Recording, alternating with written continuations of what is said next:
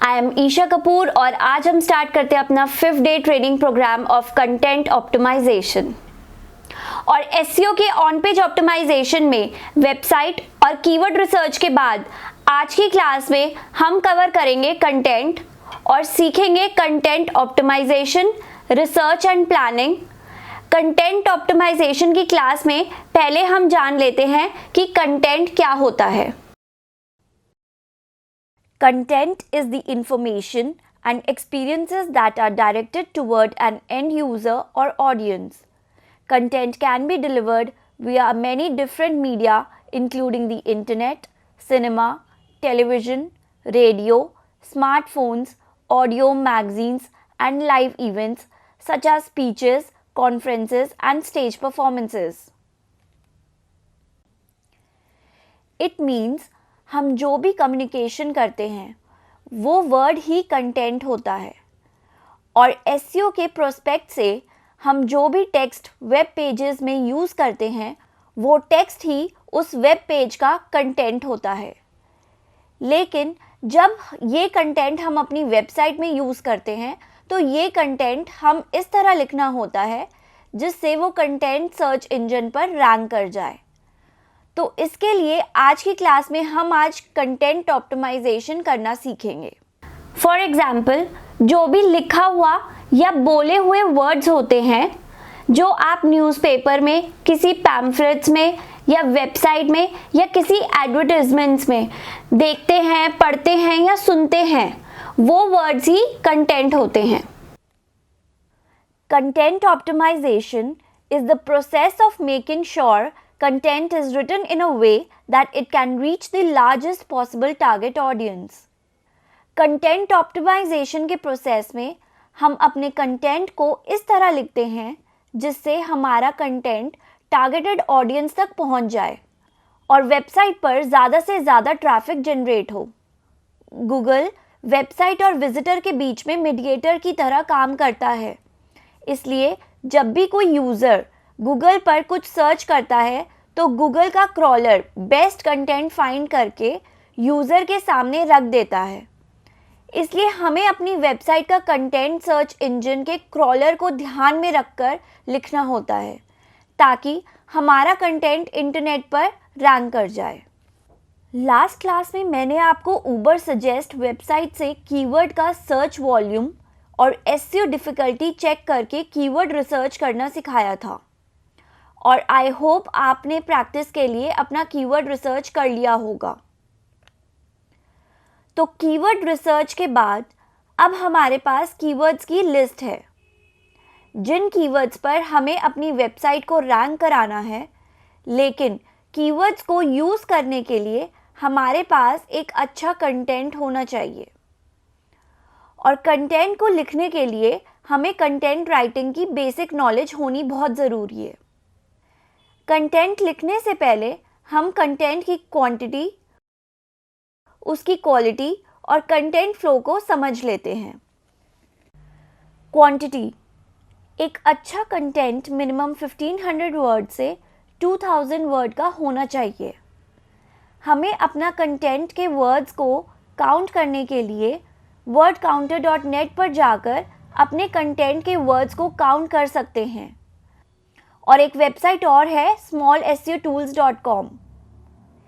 इससे हम आज की क्लास में डिटेल में यूज़ करने वाले हैं। इस साइट पर जाकर बॉक्स में अपना कंटेंट पेस्ट करके अपने वर्ड्स और कैरेक्टर काउंट कर सकते हैं। कंटेंट लिखते टाइम इस बात का ध्यान रखें कि हमारा कंटेंट कॉम्पिटिटर के कंटेंट से ज़्यादा होना चाहिए। जैसे अगर उसका कंटेंट 2000 वर्ड का है तो कोशिश करें 2000 वर्ड से ज़्यादा कंटेंट लिखें, लेकिन विद क्वालिटी। एक अच्छी क्वालिटी के लिए हमें 3 पॉइंट्स का ध्यान रखना होगा। इन 3 पॉइंट्स में पहले है वैल्यू, इमोशन, ट्रस्ट। वैल्यू: हमारा कंटेंट वैल्यूएबल होना चाहिए। रीडर को लगना चाहिए कि हाँ, ये कंटेंट उसके लिए बिल्कुल सही है, इसलिए हमें अपने कंटेंट में वैल्यू देनी होगी, तभी रीडर पूरा ब्लॉग पढ़ेगा। वैल्यू के साथ हमें सेकंड फैक्टर इमोशन का भी ध्यान रखना होगा। इमोशन, हमारा कंटेंट इस तरह का होना चाहिए कि वो रीडर को इमोशनली अटैच करे। रीडर को लगना चाहिए यस, ये कंटेंट उसके लिए ही लिखा गया है।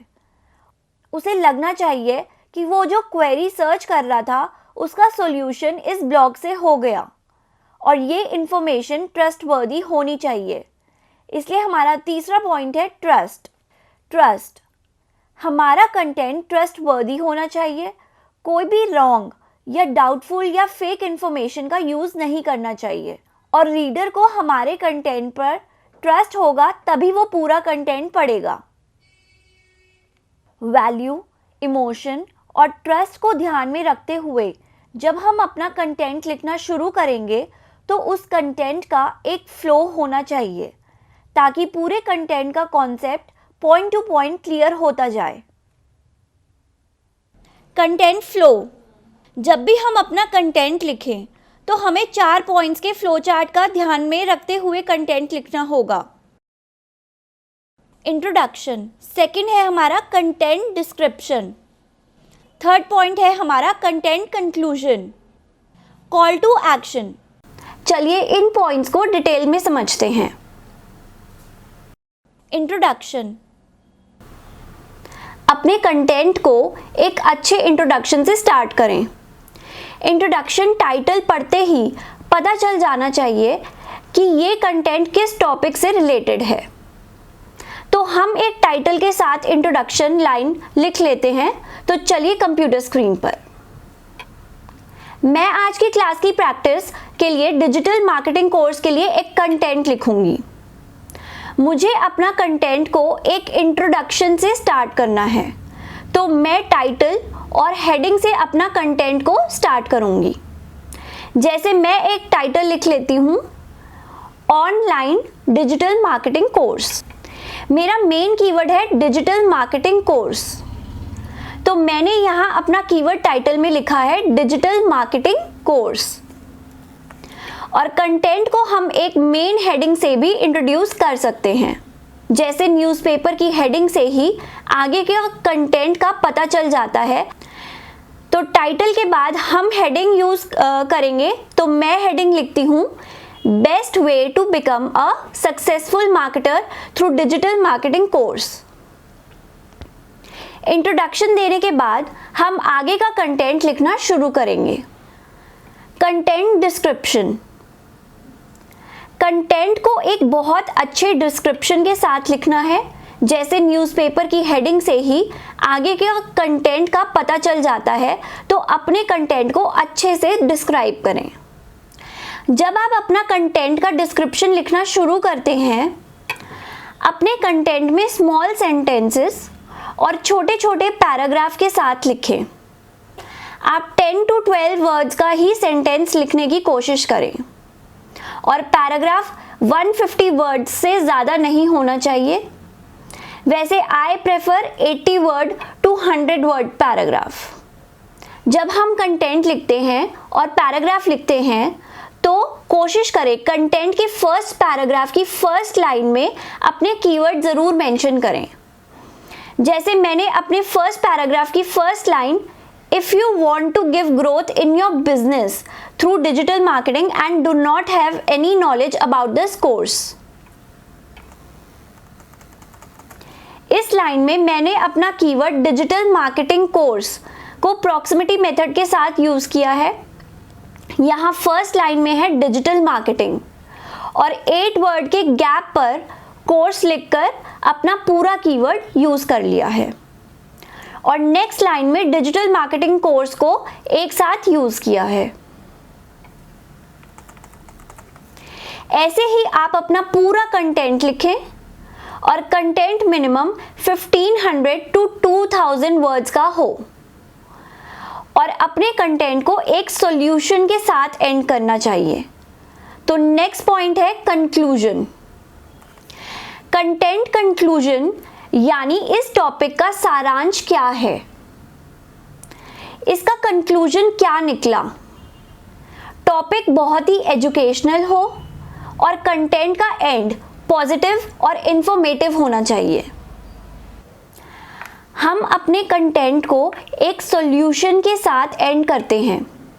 तो कंटेंट को एंड करने के लिए मैं एक और हेडिंग यूज़ करूँगी और इस हेडिंग को मैं हेडिंग 2 दे दूँगी,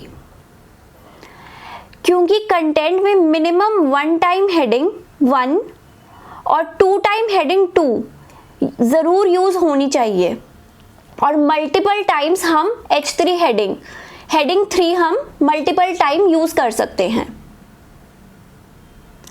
तो मैंने हेडिंग दे दी, so learn digital marketing course any times anywhere. So learn digital marketing course any time anywhere.